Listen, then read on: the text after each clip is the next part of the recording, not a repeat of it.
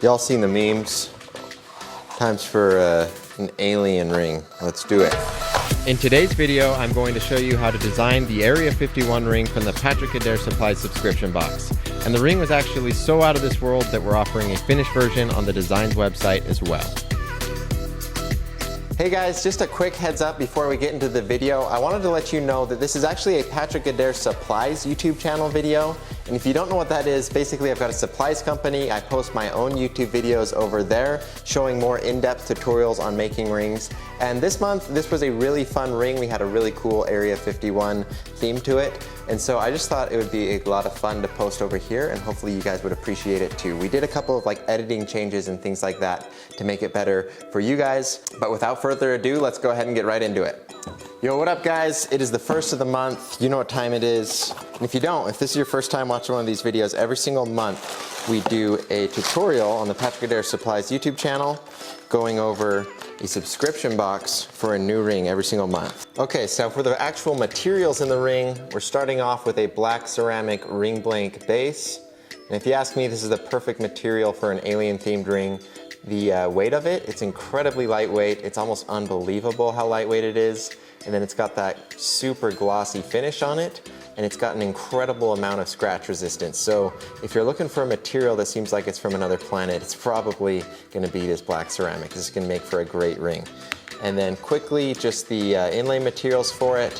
First off, we've got two different colors of opal. These are going to look great. They've got some iridescence to them. They'll shimmer some really cool colors that will again add to the out of this world effect. And of course, for a space themed ring, we've got meteorite shavings. These are going to look wonderful, and they add a lot of cool history to the ring. The meteorite you see here is literally older than the Earth itself. So it's gonna add a lot of cool, interesting stuff to the ring and fit the theme great.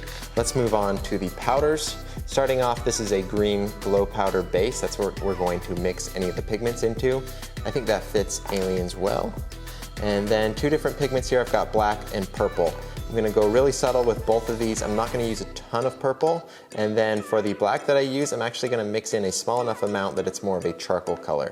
So anyways, guys, that's a rundown of all of the materials. Let's go ahead and start making the ring. Okay, for our first step, we gotta get our color pigments and our glow powders all sorted out. I'm gonna be mixing them all up in these vials here.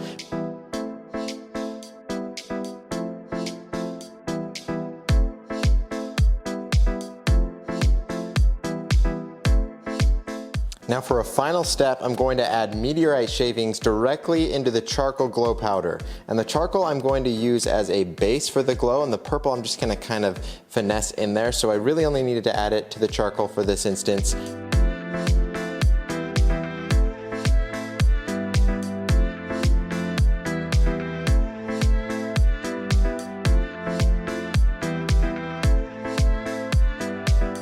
I'm just going to be inlaying the materials. The opal is what we're going to be focusing on here, and I'm not doing anything fancy for this. I'm just putting down a little dab of my CA glue, and then I'm just continuing all the way around the ring. I want to make sure that both opal colors get an opportunity to show up in the ring and that they're extending out beyond the surface of the ring. That way they don't get covered up.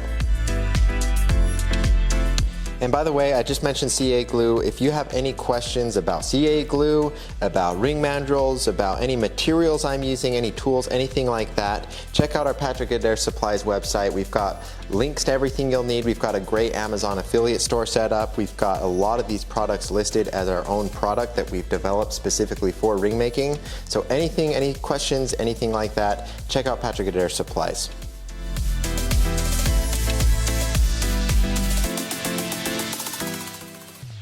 Now that I've got the inlay materials in place, I'm gonna go ahead and start working on some of these powders. And I'm going to start with the purple. This is gonna be really straightforward. I'm gonna lay down a really thin layer of CA all around the entire diameter of the ring.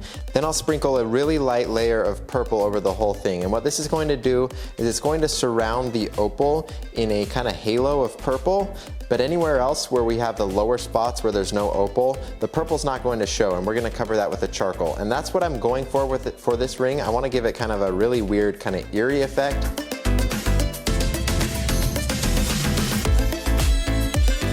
But this next step, this is where we're gonna be combining things. If you'll remember, I added the meteorite shavings to the charcoal powder, and so I'll just go in and fill in any of the empty voids with my mixture here. And at the end, we should have a ring that is mostly this solid charcoal color with the addition of the opal pieces sticking out, and then they're gonna have that kind of cool halo effect from the purple.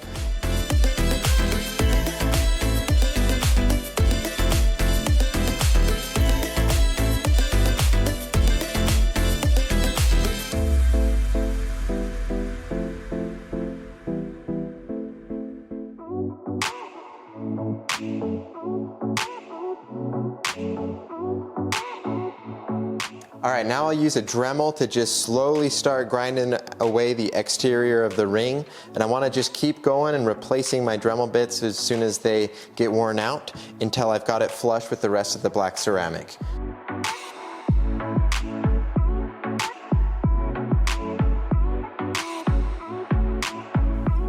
Here's a quick tip for you guys if you're wanting to save some time. Once you've got it sanded down flush with the rest of the ring, a lot of the time you'll notice you have little remnant pieces of glue here, and it's a lot of work to go in and individually sand that away, and it can really kind of ruin your ring. You can scratch it a lot. If you're working with the softer material, it can round over the bevels.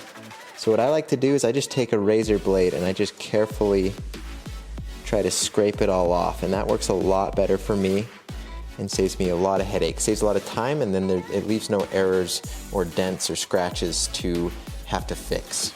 Anyways, let's get on to the finishing steps. Now that I have the inlay flush with the rest of the ring, I'm gonna go ahead and start using some of my sandpaper.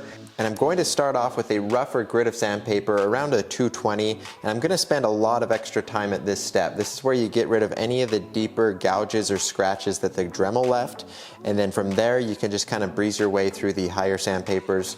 And in general, I try to use about 4 different grits of sandpaper after that, and then I usually stop somewhere between about 1200 and 2000 grit on my sandpaper. Then after that, we'll throw a polish on this thing and it'll be finished.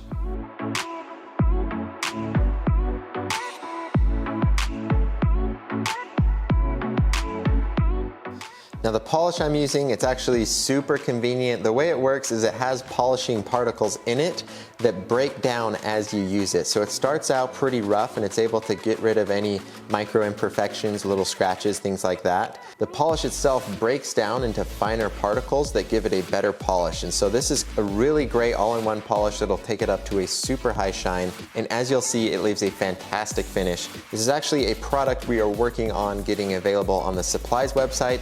So stay tuned for more information on that. We're still just fine-tuning a few details before it's ready.